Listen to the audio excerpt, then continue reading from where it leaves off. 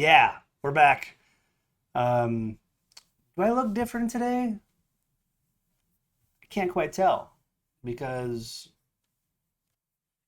these things just aren't quite as sharp as they usually are because I usually have my glasses and for whatever reason they weren't a part of my ensemble and um, I'm kind of just really working hard on focusing at things so that I can see what I'm doing, what I'm reading, and what things say. Fortunately for us, this is not going to be a hindrance because we're going to be looking at shapes, and these shapes are just going to be big and lovely, and even an old guy like me is going to be able to see them and to work with them. Those little points, those little tiny points, however, that might be an issue. We'll see. Okay, shapes. Is this like the best moment ever? I don't know. It's is it a game changer? No, not really, but it's super helpful and will be critical for a lot of the work and the design work that you do moving forward. So far, all of the work that we've been doing has been involving just paths or fills that we have been creating via the pencil or the pen tool. So we're going to take a look at Illustrator's shapes. And the shapes are located under, usually the default one is the rectangle. I was going through them. Mine was on the line. But so you've got your selection tool, your direct selection tool, your pen tool, then your curvature tool, and then the rectangle tool. The rectangle tool is going to draw whatever you have set up for your fill and your stroke. Um, so it could be either. I'm just going to work with fills right now since that's sort of like the theme. Um, and if I was to draw a rectangle, it's just clicking and dragging, right? It's as easy as that. I haven't let go yet. Whoa.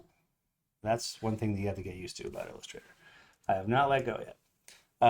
So I can make my rectangle super tall and slim, or I can make it very wide and flat, or I could hold down the shift key and keep it constrained as a perfect square. So those are things you should just, if you haven't done it before, practice. It's totally fine. While I am still holding down on my stylus or my mouse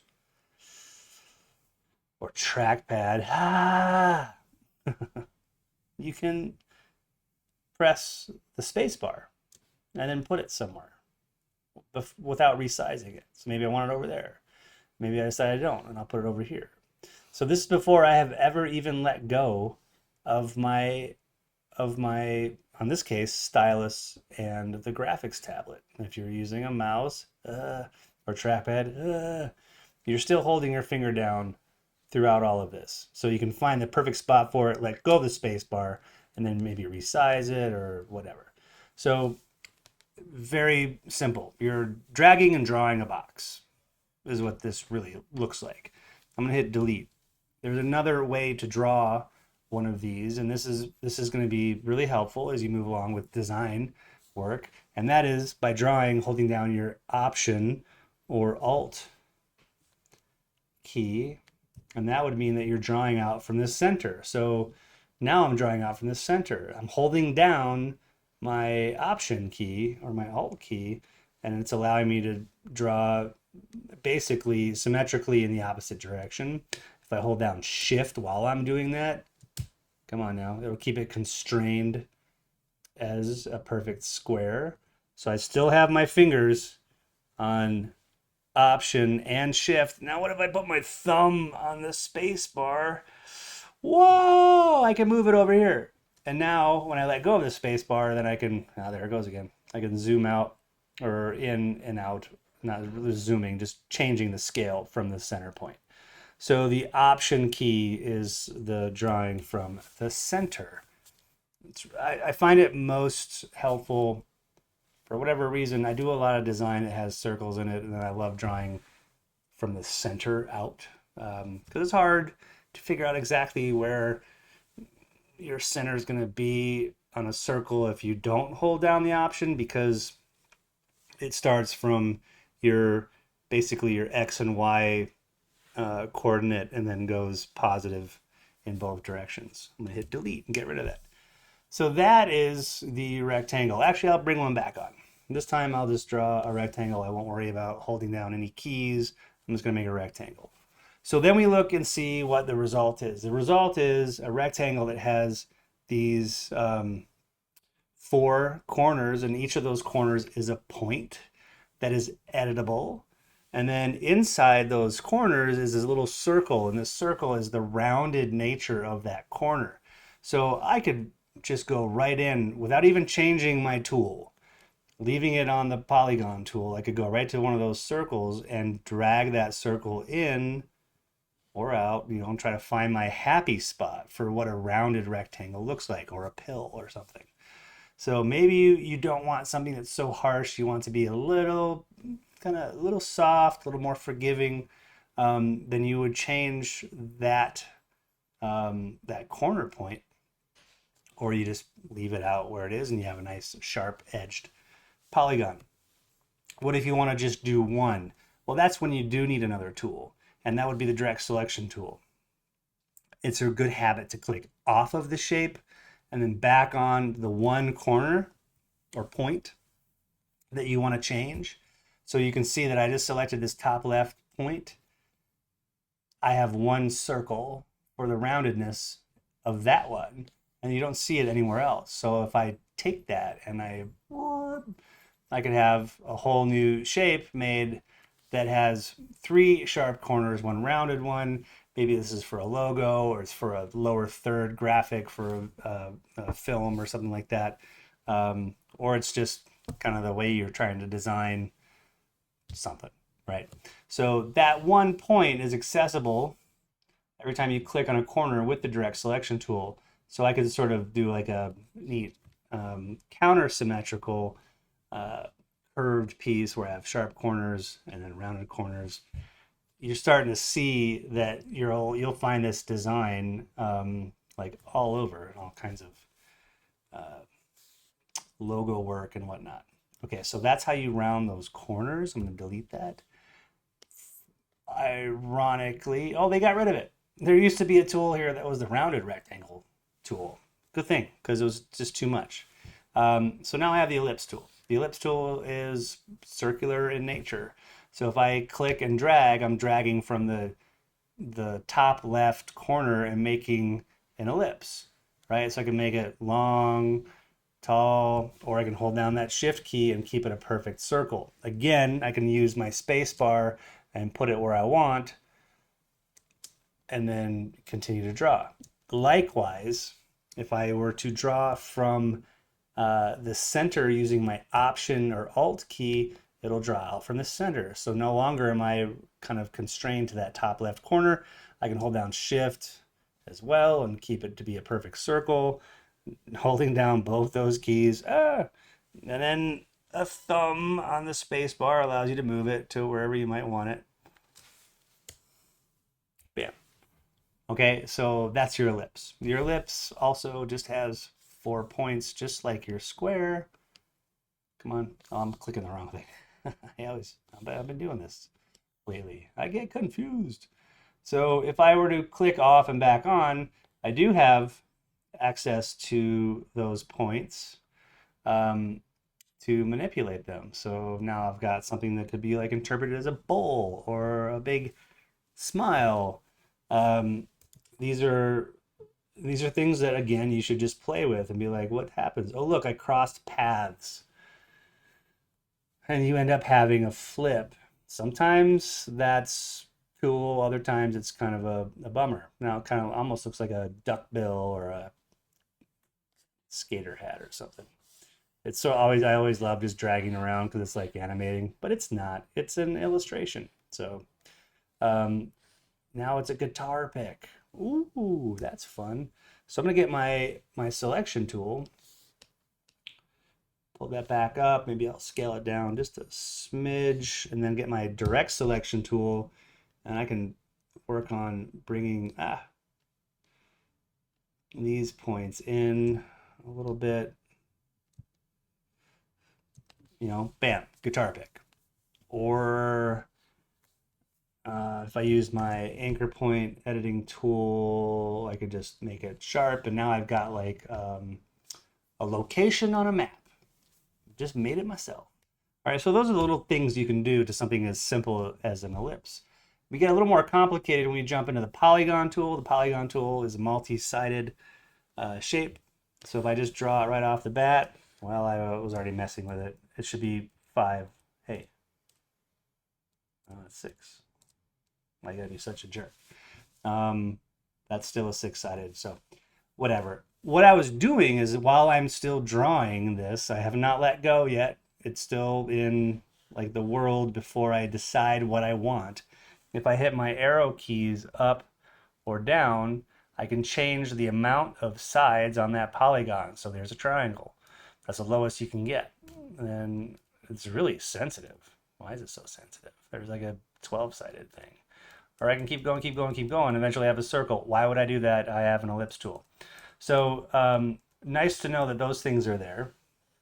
The other thing to note would be that there are other Adobe apps. See, like I just can't stop. Like, whoa, now I'm in motion graphics land. There are other Adobe apps that allow you to do this with a polygon tool that have the up and the down for changing your polygon count size. But they also have the left and the right, which allow you to change sort of the curvature nature of things. Illustrator doesn't do that. And I'm like, you're all Adobe people. Why don't you just communicate across all platforms, make that consistent? I don't know. Actually, I do know. I talked to a programmer from After Effects who I brought up a question like this, similar to it, like, why does Photoshop have this? And then After Effects has the same tool, but it doesn't behave the same way. And he goes, the Photoshop people hate the After Effects people, and we don't talk. I was like, well, that's not healthy.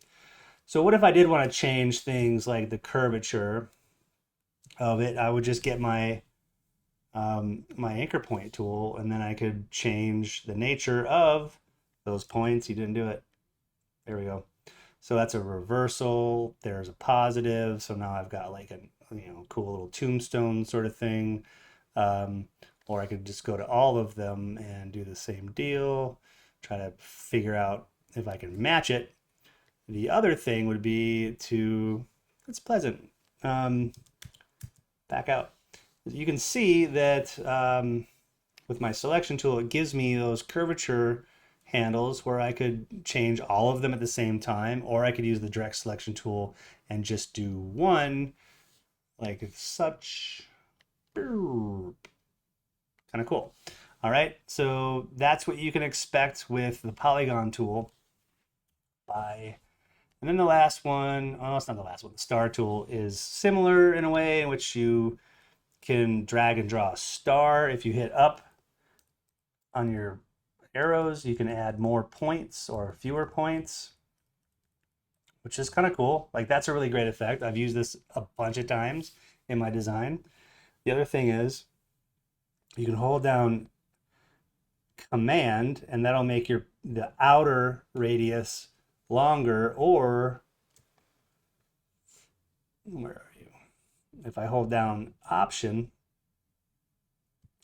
it'll allow me to change the scale of the inner radius, and then I can do a combination again with my Command key, or like just kind of flying in and out of this stuff. So you can find a way to get the exact, like there's like the Mattel, that's what I always think of, the Mattel logo, or like the thing that was on fresh meat, 25 cents fresh meat.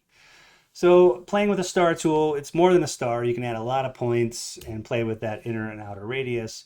And then the last one is a line segment tool. So far we've created these shapes. They've all been fills. A line does not honor fills. It's strictly a stroke tool. So I would want to make sure that I think about that in advance and change my fill to be a red slash saying no fill, and then play with, maybe the color of my stroke. So now if I were to just drag and draw, I get a line, right? So this is just a stroke, straight line, 2 points. You could do this with a pen tool. but maybe there's times when it's just quicker to use the line tool. I'm going to hit undo and get rid of that. If I draw and hold down shift, it keeps it constrained to 45-degree increments. So there's a horizontal, there's a 45 angle, there's a vertical one. All right, so this being a stroke means I can go to my properties panel and increase the stroke weight if I wanted to. And then I can get into fun stuff where I go into the stroke and say, you've got a rounded cap, and I want you to be a dashed line. This is going to be maybe like 30 by 30. No, it's going to be bigger than that. 50. Yeah, sure. So there's my dotted line. I had to increase the dash and gap just because of the intensity of the stroke weight.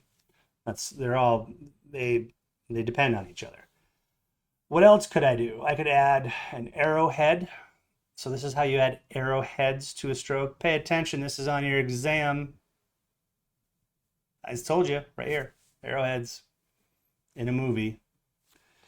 I can change my arrowhead to be on the front or on the back side, right? So you can change the direction or you can just flip it, right? That's what that's doing. There are some other cool ones in here, like there's the back end, and then you can put the front end on, so you have like an actual arrow. I'm gonna change those out. None. This one, I'm gonna look through and say, what else there? What else you got? Oh, look at that, fun! It's a scissor arrowhead, which brings me right to like the coupon thing, like, you know, perforated edge, cut here or rip here or whatever. And you didn't have to design the scissors. So they do have some kind of fun little elements in there. I love the pointed finger. That's pretty great. Doesn't really work with a dotted line, but you can just get rid of that and say bam. And then probably a butt cap. So there are quite a few things you can do with the line tool. It's exactly what you can do if you were making a path with the pen or the pencil. Only you have 2 points. You can always add points after that, but so that concludes our shapes. Play with them, have some fun, experiment, just get comfortable with it, because you're going to need these as we go down the path of logo creation and doing some layout work, you know, some character design stuff. So hope that was helpful, and play and have fun.